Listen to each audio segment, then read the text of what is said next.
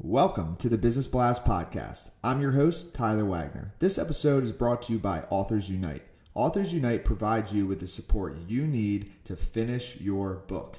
Best part is, after you finish your book, they take care of the entire publishing and marketing process 100% for you. So, if you want to become a successful author, make sure to check out authorsunite.com. Now, let's jump into the episode.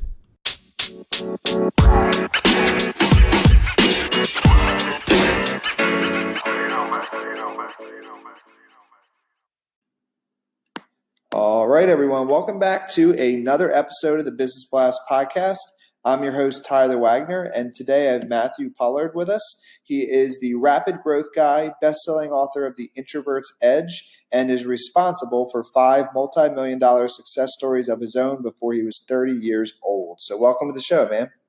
Mate, very happy to be here. Thanks for having me on. Of course, man. Grateful to have you on the show. So let's dive right in, man. The first one I got for you is, what is the best story from your life that has an underlying valuable message? You know, I think that's probably the story of how I actually got into the world of sales. I mean, these days I'm mostly known as the rapid growth guy because I talk about the importance of differentiating and finding a niche before you even get to sales to give you an advantage. However, most people kind of feel that sales is kind of that natural ability that they either have or that they don't. And so for me, I mean, I had a learning disability when I was in my whole life. I had the reading speed of a 6th grader in late high school. Super introverted, didn't know what I wanted to do with my life, and because I found school so difficult, I took a year off and made the decision that I was going to go into real estate, but not to be the agent up the front, but the guy in the back office doing data entry, and, with a look on my face like, don't talk to me, I'm here to find myself for the year.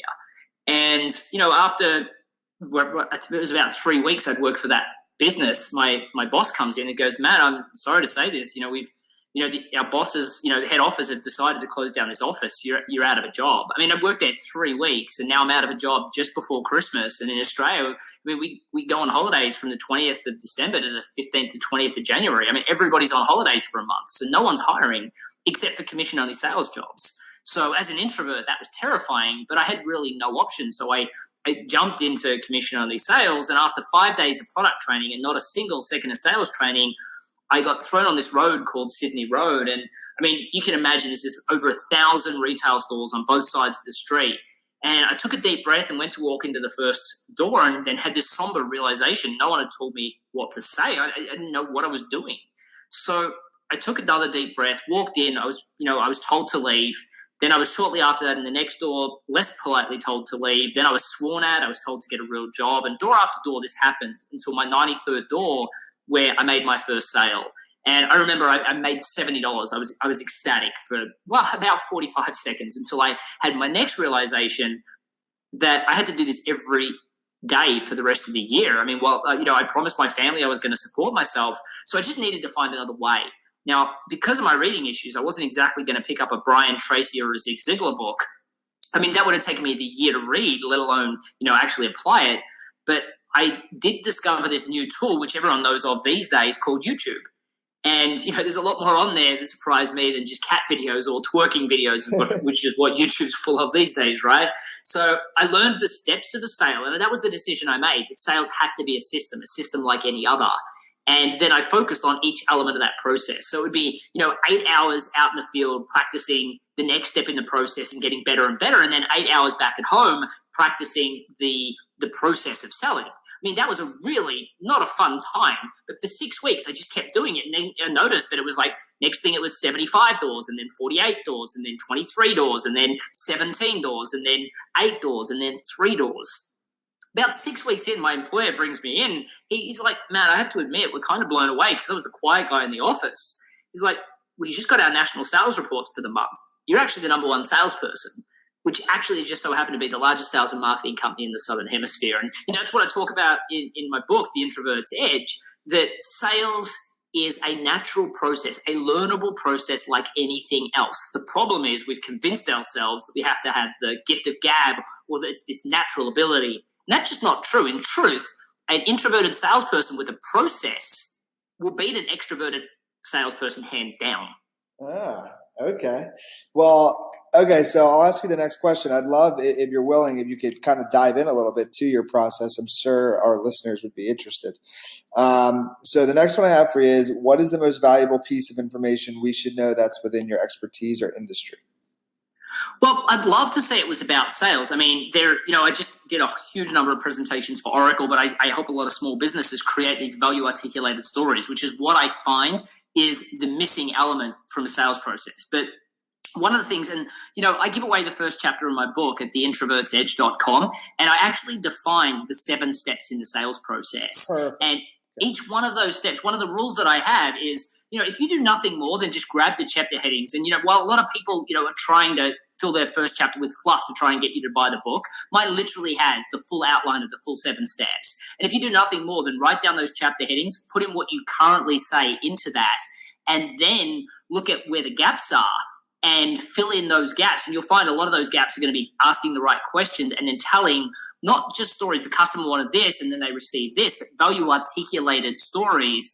Then you're going to get, you'll double your sales in the next 60 days. But that's not actually what I would say the key level of my experience is. I mean, one of the things that I learned about business is people, they qualify themselves by their functional skill. And a best example I can have of that is Wendy, a language coach out of California, came to me and she was really struggling. And she came to me for sales advice. I mean, she said, I teach kids and adults Mandarin, and I've been successfully charging $50 to $80 an hour for private consultation for nearly over 10 years. And she said, but the problem is there's all these people moving into California that are also willing to teach Mandarin for $30 to $40 an hour to start their businesses. Thanks to this global economy that we live in, people are advertising from China on Craigslist to do it for $12 an hour. And thanks to our friends on Craigslist, thanks to our friends in Silicon Valley, they've decided that they can now offer, free education. You teach me Mandarin, I'll teach you English. We won't charge each other anything. So how do I compete against this? I'm like, Wendy, there's no way you can compete against free. Sure, I can teach you some sales techniques, but at the end of the day, it's this long spiral to the bottom if you can only compete on price. So what we did is we looked at all the clients that she worked with, and what we discovered was that there were 2 clients, and it really was only 2. These were executives being relocated across to China that she helped with more than just language tuition. I mean, she helped them understand this concept called Galaxy, which, for us, I mean, it's our version of rapport. So, if I was trying to sell you something, I might sit down for 45 minutes and then say, if I was a bad salesperson, do you want to move forward? And you'll say yes, no, or everyone's favorite, let me think about it, right? And then if I said to you a week from now, do you want to go ahead, and you still said you wanted to think about it, I know my chances of getting that sale are going down and down, right? In China, they want to meet with you 5 or 6 times before they even discuss business. They probably want to see you drunk over karaoke once or twice. I mean, it's just the kind of people they are, because they're not talking about transactional or 12 or 24-month agreements. They're talking about 50 to 100-year deals.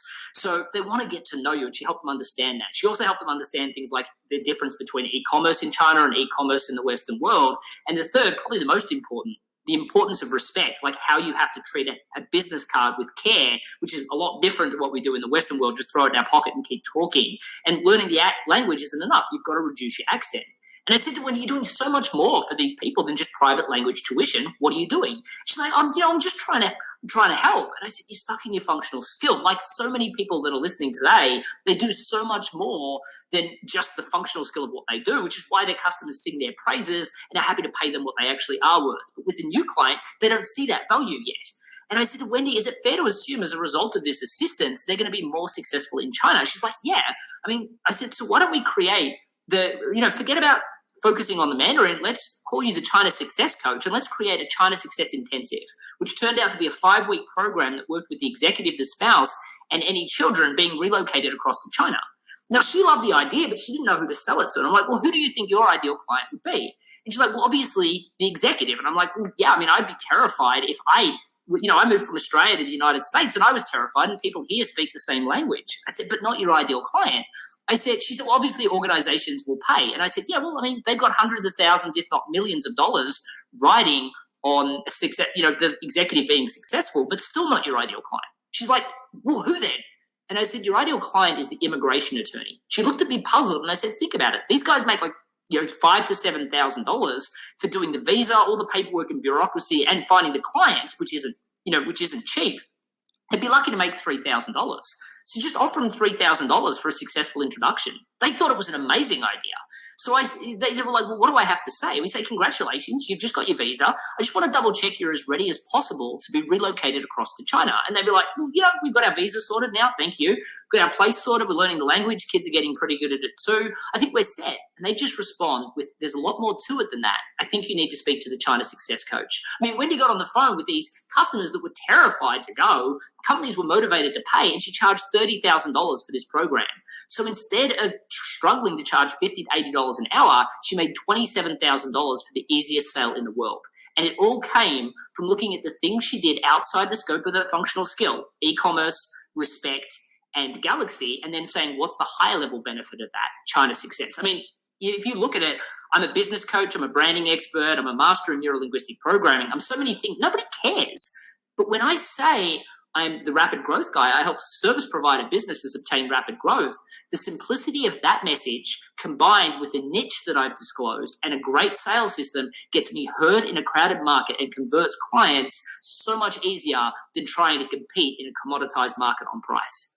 Absolutely, man. Dude, that was, I think, potentially the best answer to that question. That was awesome, man.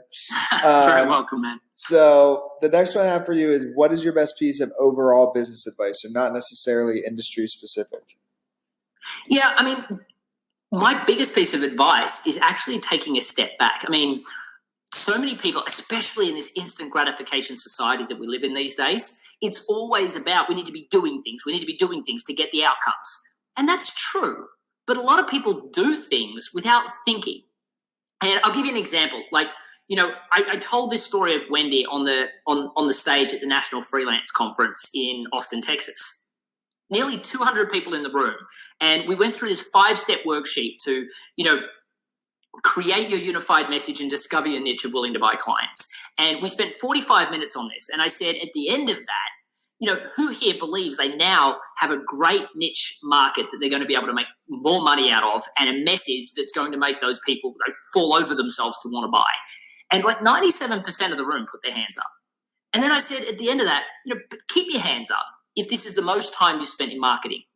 And like 85% of the room kept their hands up. I mean, this was a 45-minute session.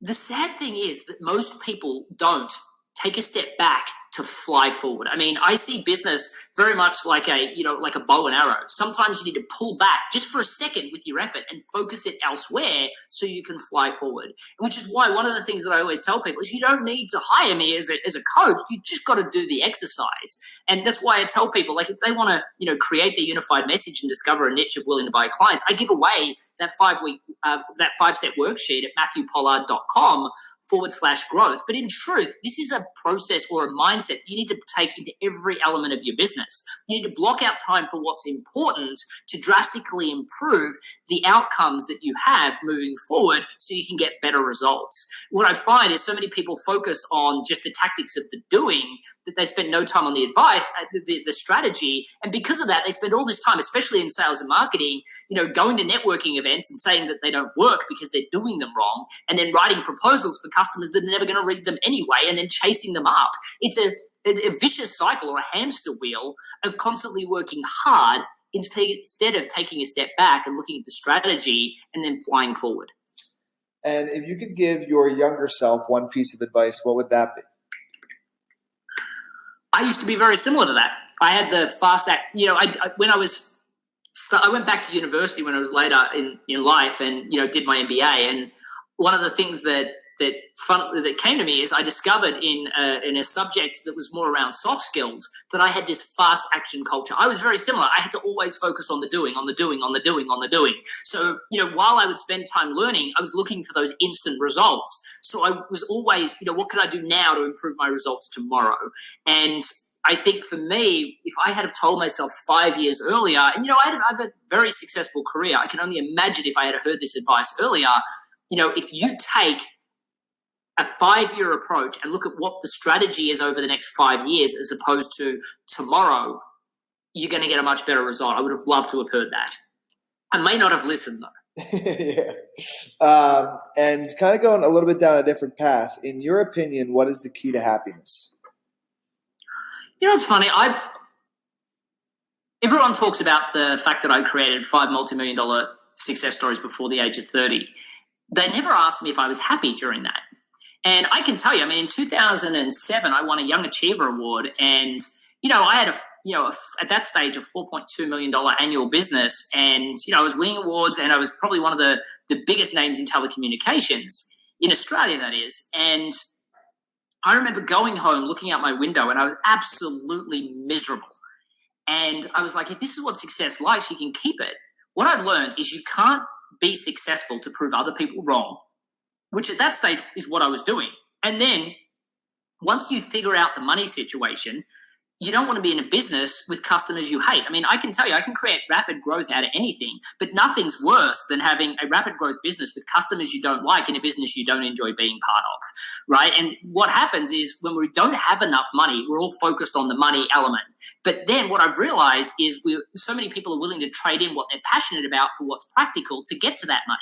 In truth, once you get to the money element, then you wish you didn't trade in the passions. So what I've learned is if you focus in on what your passions are, and that's, in my podcast, The Better Business Coach, I have a podcast episode called Forget About Goals, Why is the Key to Success? Because what I've learned is if you focus and focus on what you're passionate about, and you don't waver from that, and you know why that's important, then all of a sudden the way to monetize what you're passionate about all of a sudden appears. But if you keep hedging, then you don't ever see that. I mean, in neuro-linguistic programming, we're presented with 2 million bits of information every single second. Our brain, the supercomputer that it is, though, processes about 126. So what we tend to do is delete, distort, and generalize everything we see, feel, hear, and touch based on our beliefs, values, past experiences, and a subset of that is our goals. So while I'd like to think I'm a great coach, in truth, just getting people to double down on what they truly want and understand, more importantly, why they want it, allows them to see opportunities that are right there in front of them. I mean, there's a Jim Carrey quote that, I mean, he won this amazing award, and he said, my father was a funny comedian too. But the problem was that, he decided to take the practical choice and become an accountant instead. And years later, his dad was laid off. And there's this whole story about how Jim Carrey ended up being the cleaner at his high school. And he said, I learned many things from my father, but nothing more important than you can fail at what you don't want. So why not take a chance at what you love? Mm-hmm. I remember that speech as well. The next one is, what is the best book that you've read, and what was the number one thing you learned from it? I think it was actually at an early age, but I'm a big fan of, Rich Dad, Poor Dad. And the reason for it is, and it was actually the second one, the Cash Flow Quadrant, that impressed me. And there were two reasons. One is that the book was written more like a novel, which is why my book, The Introvert's Edge, is also written as a novel, because, I wanted people to, learning sales as an introvert can be daunting. I wanted people to have the opportunity to laugh out loud and actually enjoy the process, which is why, I wanted it to be written like a novel. But the thing that I loved predominantly, the biggest epiphany in that book, was that he talks about the fact that most people tend to gravitate to only earning income the way they've always earned income, right? So he breaks this quadrant for, you're an employee, you're self-employed, you're a business owner, or you're an investor. And he said the hardest thing to do is to go from one of those boxes to the other, because you always gravitate back to the box that that is stable. And he talks about the fact that most people never make millions because they don't know, they're waiting for the light to be green along the way, and then they don't like the insecurity of not knowing all the answers, which is why people get stuck in that. And I've spent my life making sure that my mindset doesn't get in the way of the success that I know I deserve. And I feel like most people, their mindset is their biggest hurdle to growing, which is why I suggest definitely people should pick up that book and give it a read. And what is your favorite quote and why? So my favorite quote is, and it's really around the fact that, your life can be different. So it says at every moment and every second, you decide who you are and what you believe in. You get a second chance every second. The thing I love about that, and it's not about changing religions and things like that. It's about understanding that your mindset, your point of view, and the way you view the world is a projection, not reality, based on the way you view the world, based on your beliefs and values and past experiences and your goals.